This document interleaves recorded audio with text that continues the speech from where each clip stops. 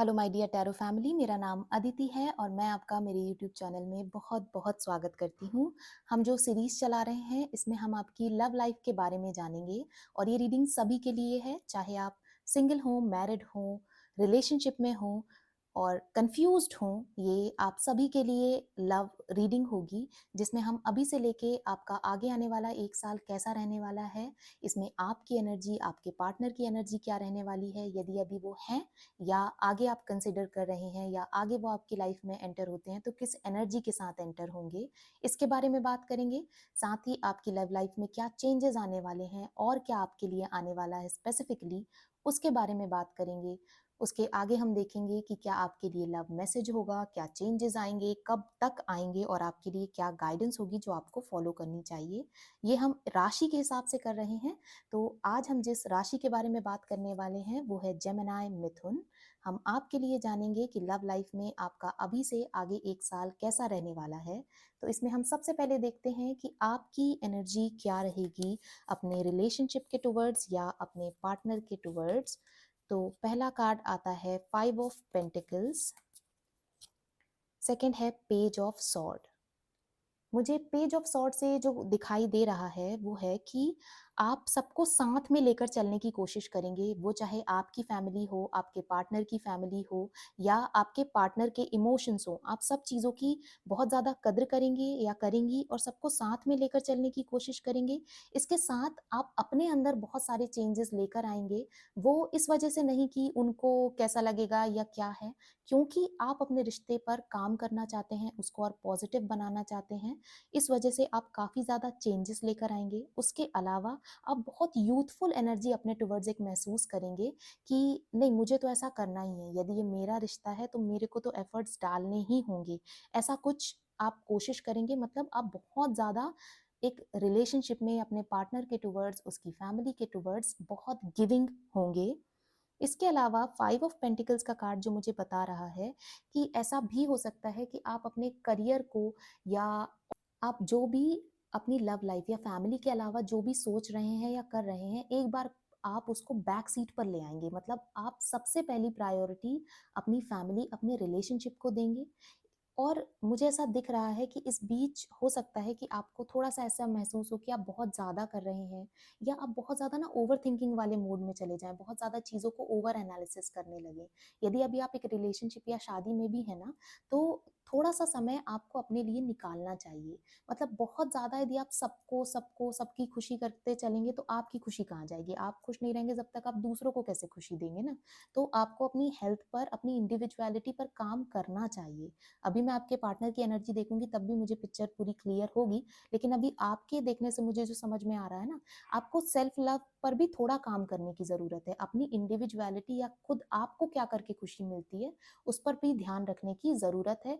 और जब आप खुश रहेंगे ना, तो उसका इम्पैक्ट आपकी लव लाइफ में भी जेन्युइनली और डेफिनेटली देखने के लिए मिलेगा। अब हम देखते हैं, आपकी तो बहुत गिविंग एनर्जी आ गई, अब देखते हैं कि आपके पार्टनर की कैसी एनर्जी है आपके टुवर्ड्स या ये रिलेशनशिप के टुवर्ड्स। तो पहला कार्ड निकलता है the high priestess card, second है 9 ऑफ वॉन्ड्स कार्ड।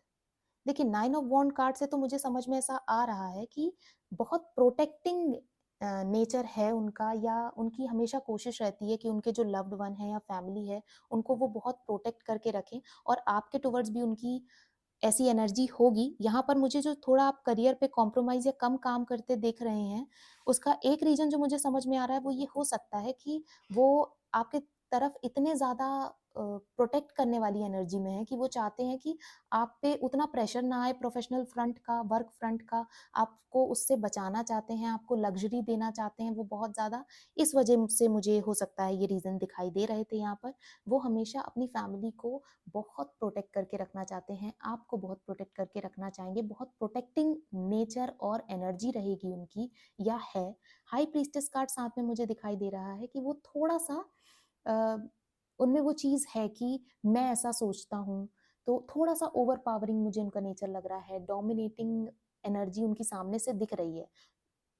इसके साथ ही मैं ये ज़रूर कहूँगी कि उनकी डोमिनेटिंग एनर्जी बिल्कुल ऐसी नहीं रहती कि वो आपका मिसयूज़ करना चाहते हैं या आपको नुकसान पहुँचाना चाहते हैं। करना वो आपके साथ अच्छा ही चाहते हैं, लेकिन थोड़ी-सी उनकी एनर्जी ऐसी है कि मैं ऐसा सोचता हूँ, ऐसा सही है, तो तुम्हें मेरी बात सुननी चाहिए या माननी चाहिए। मुझे ऐसी एनर्जी उनकी दिख रही है रिलेशनशिप में या उनके बॉन्ड में, जो भी वो पर्सनल लेवल पर बॉन्ड बनाते हैं उसमें। तो हमने आपकी एनर्जीज़ के बारे में बात कर ली। अब हम देखते हैं कि आपके लिए क्या आ रहा है आगे आपके रिलेशनशिप में।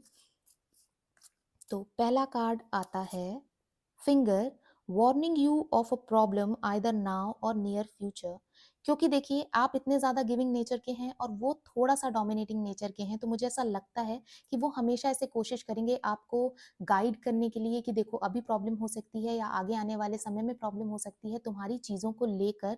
और आप उस चीज़ से थोड़ा सा इरिटेट हो सकते हैं कभी कभी, क्योंकि आप भी कहीं ना कहीं वो इमोशनल बॉन्ड तो उनके साथ रखते हैं, लेकिन जब इंडिविजुअलिटी की बात आएगी तो आपको ऐसा लगेगा कि ठीक है मुझे करके देखने दो, यदि बुरा होगा तो मैं उसका जो भी रिperकशंस होंगे मैं अपने ऊपर लूँगी। तो वहाँ थोड़ा-सा वाद-विवाद की स्थिति बन सकती है, लेकिन वो हमेशा आपके लिए गाइडिंग फैक्टर का काम करेंगे, प्रोटेक्ट करना चाहेंगे।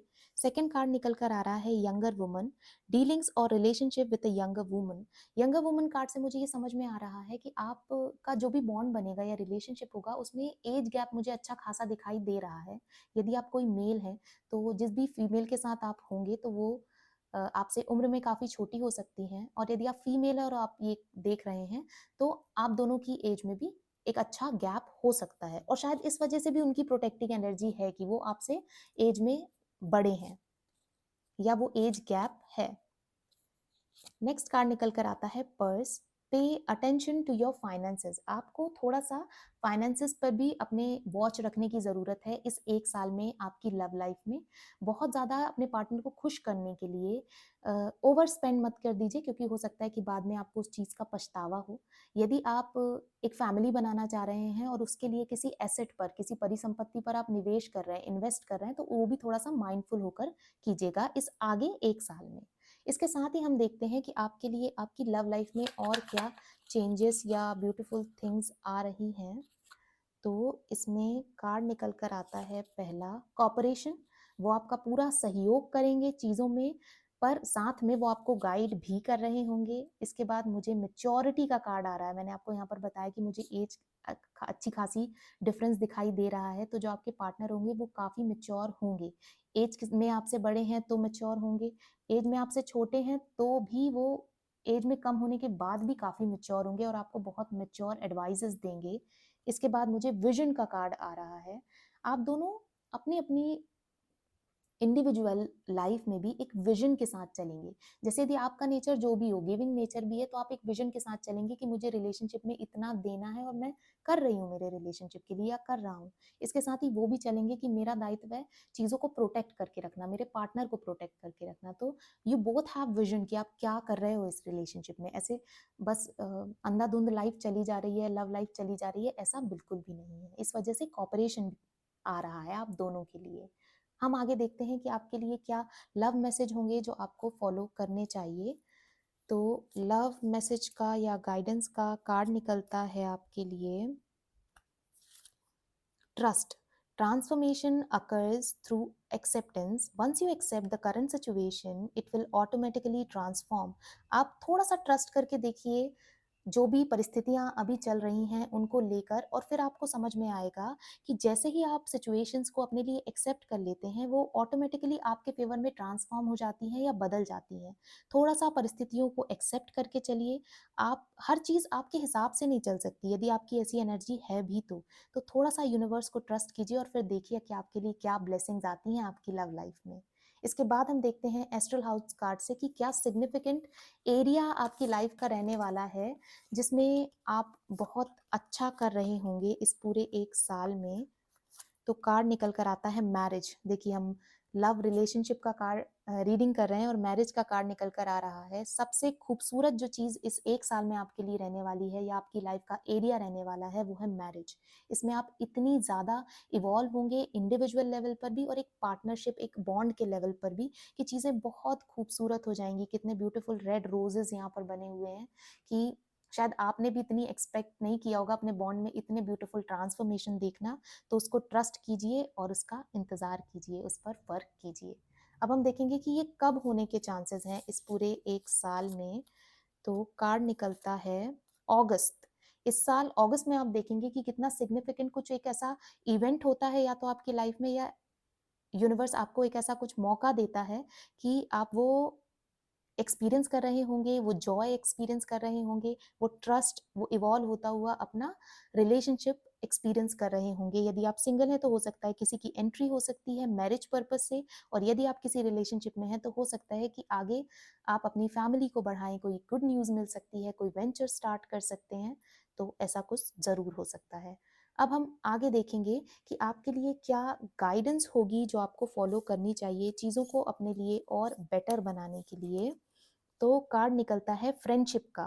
Fairies and human alike need friends. Now is the time to seek out those who will support and encourage you on your journey to fulfil your dreams. देखिए, सबसे पहले किसी भी रिलेशनशिप में यदि आप हैं तो रिलेशनशिप के बाहर भी आपके फ्रेंड्स होने बहुत ज़रूरी हैं। तो सबसे पहले उस बॉन्ड को बिल्कुल ख़त्म मत कीजिएगा, फ्रेंडशिप्स को भी साथ में लेकर चलिए। उसके अलावा अपने पार्टनर के साथ भी एक फ्रेंडशिप का रिश्ता मेंटेन कीजिए, भले चाहे आप उनके साथ एक अलग बॉन्ड में हैं। रिलेशनशिप अपनी जगह है और फ्रेंडशिप अपनी जगह है, इस चीज़ को आपको समझने की ज़रूरत है। अपने आप को इतना ज़्यादा चीज़ों में इवॉल्व मत कर दीजिए कि आप बाकी सारे रिश्ते भूल जाएँ सिर्फ़ एक इस रिश्ते के लिए, क्योंकि उसका नेगेटिव इम्पैक्ट भी ना इस रिश्ते पर फिर आएगा। तो ये है आपके लिए गाइडेंस। आई होप इससे आपको एक एनलाइटनमेंट मिली होगी कि आगे आपको क्या करना है और कैसा आगे आपका 1 साल रहने वाला है आपकी लव लाइफ के लिए। इस रीडिंग को क्लेम करने के लिए कमेंट सेक्शन में लिखिए लव। साथ ही यदि आपको ये रीडिंग पसंद आई हो तो इसे लाइक कीजिएगा, अपने दोस्तों के साथ शेयर कीजिएगा और मेरे चैनल को ज़रूर सब्सक्राइब कीजिएगा। ये एक जनरल रीडिंग थी। आप यदि मुझसे पर्सनल रीडिंग लेना चाहते हैं तो सारी डिटेल्स डिस्क्रिप्शन बॉक्स में दी हुई है, आप वहां से जाकर मुझसे कांटेक्ट कर सकते हैं और अपने लिए पर्सनल रीडिंग बुक कर सकते हैं। तो आज के लिए बस इतना ही, बहुत जल्दी मिलते हैं आपसे एक नई रीडिंग में। तब तक अपना बहुत ध्यान रखिएगा। Bye bye, take care.